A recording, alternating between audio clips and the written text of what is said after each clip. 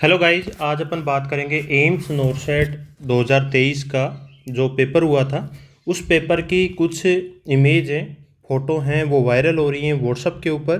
तो मैं उनके बारे में कुछ आपको मेरा अनुमान, मेरा आइडिया है वो बता देता हूँ आपको। और उससे रिलेटेड एम्स से भी कुछ बातें हुई थी, तो उसमें उन्होंने मना कर दिया है साफ साफ कि हमारी तरफ से कोई भी पेपर है वो आउट नहीं हुआ है। तो अब जो ये इमेजेस आ रही हैं, ये कहाँ से आ रही हैं और क्या हो रहा है, तो इसके अंदर मैं आपको बता दूं कि फ़र्स्ट ऑफ ऑल क्या होता है कि इसमें सेंटर वाले, जो एग्ज़ाम सेंटर वाले होते हैं और साथ में जो हैकर्स होते हैं, वो मिलके और उनका जो सर्वर होता है उनको अपने खुद के जो कंप्यूटर होता है उसके ऊपर वो एक्सेस ले लेते हैं। अब इन्होंने जो ब्राउज़र यूज़ किया है, जो मेथड यूज़ किया है, ये वीएनसी मेथड है। इस वीएनसी मेथड में क्या होता है कि आपकी कंप्यूटर की स्क्रीन और उसको, जैसे कि एनी डेस्क एक सॉफ्टवेयर आता है, लाइक इसी तरीके से ये भी होता है। एनी डेस्क की तरह ही ये होता है वीएनसी। अब इसमें क्या है कि आपके कंप्यूटर की स्क्रीन है, उसको दूसरा जो कंप्यूटर होता है, एक कंप्यूटर और दूसरा कंप्यूटर, ये जो एक नंबर के कंप्यूटर की स्क्रीन है वो दो नंबर के कंप्यूटर वाला जो कैंडिडेट है वो पूरी तरीके से एक्सेस वो कर सकता है।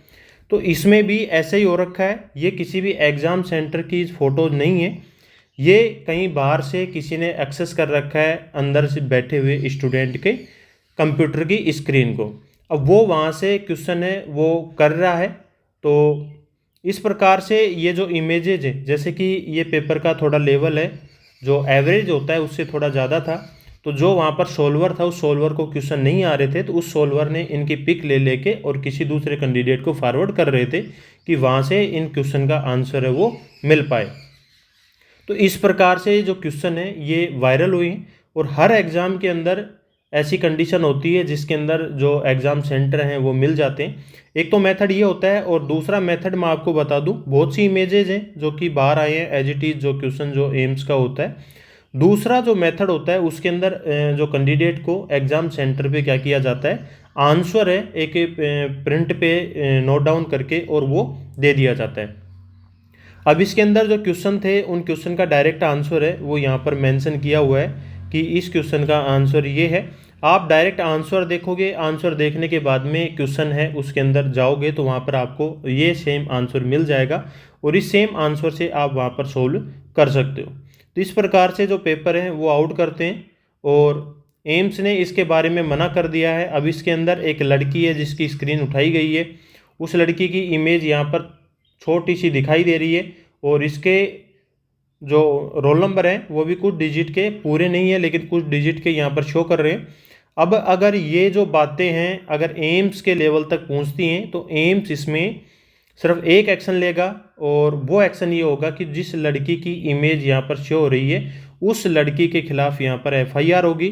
बाकी ये पेपर है, अकॉर्डिंग टू मेरा आइडिया ये है कि हर बार ऐसी कंडीशन होती है जिसके अंदर की क्वेश्चन बाहर आउट आ जाते हैं, इमेजेज आ जाती हैं और उसके बाद में भी एम्स है वो ये मानने से इनकार कर देता है कि हमारा पेपर लीक नहीं हुआ है। वो कभी भी नहीं चाहता है कि उसका जो मार्केट में जो नाम है वो खराब हो। दूसरा, इतने बड़े लेवल पे पेपर करवाता है तो पेपर करवाने का भी जो खर्चा होता है वो भी बहुत ज़्यादा हो जाता है। नेक्स्ट इसमें यह है कि वो दोबारा किसी भी एंगल से पेपर नहीं करवाएगा, तो आप ये सोच के ना चलें कि पेपर हमारा दोबारा होगा। और वो अगर करेगा तो इस पर्टिकुलर जो लड़की है, जिस लड़की का ये स्क्रीन का जो इमेजेज हैं बाहर आ रहे हैं, इसी लड़की के ऊपर एक्शन वो लेगा। तो जितने भी आपके डाउट थे आई होप कि मैंने क्लियर करने की कोशिश करी है। फर्स्ट ऑफ ऑल ये जो इमेज है ये कहाँ से आई, ये इमेज किसी स्टूडेंट की स्क्रीन को किसी दूसरे कंप्यूटर के ऊपर जो बाहर है एग्ज़ाम सेंटर से वहाँ पर लिया गया है और वहाँ से इस इमेज को कैप्चर करके और किसी दूसरे कैंडिडेट को सेंड किया गया है जिससे कि आंसर उससे पूछा जाए। क्योंकि इस पूरे के पूरे पेपर के अंदर जिसने विजिट किया है 200 क्वेश्चंस के अंदर और उसने अप्रोक्स है वो 54 क्वेश्चन ही यहाँ पर अटेम्प्ट कर पाया है, जो आप स्क्रीन पे देख पा रहे हैं। और इस प्रकार से जो पूरा का पूरा पेपर है मैंने टेलीग्राम पे भी डाल दिया था, जैसे ही आया था वैसे ही तुरंत मैंने वहीं पर ही शेयर कर दिया था। अब यहाँ पर आप देख पा रहे हैं 54 क्वेश्चन उसने आंसर दिए, क्योंकि जो सॉल्वर है उस सॉल्वर से भी ये क्वेश्चन है वो सॉल्व नहीं हो पा रहा है। और यहाँ पर 120 कुछ क्वेश्चन है जो शो नहीं कर रहे, उसके अंदर उन्होंने अभी भी मतलब विजिट किया है लेकिन उसको आंसर नहीं दे पाए। जीरो उसने जिसमें विजिट ही नहीं कर रखा हो, मार्क फॉर रिव्यू भी नहीं कर रखा है। तो इस प्रकार से उससे भी पेपर है वो सोल्व नहीं हो पाया है, जो भी सोल्वर वहाँ बैठा था।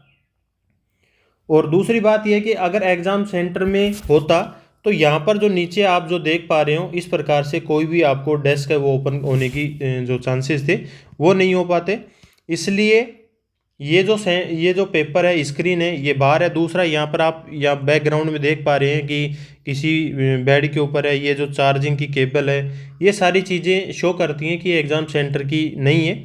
और ये जो इमेजेज हैं ये आउटसाइड एग्ज़ाम की हैं, तो इसको एग्ज़ाम सेंटर के लेवल का जो मास लेवल का जो आप कह सकते हो कि पेपर लीक है वो नहीं मानेगा एम्स।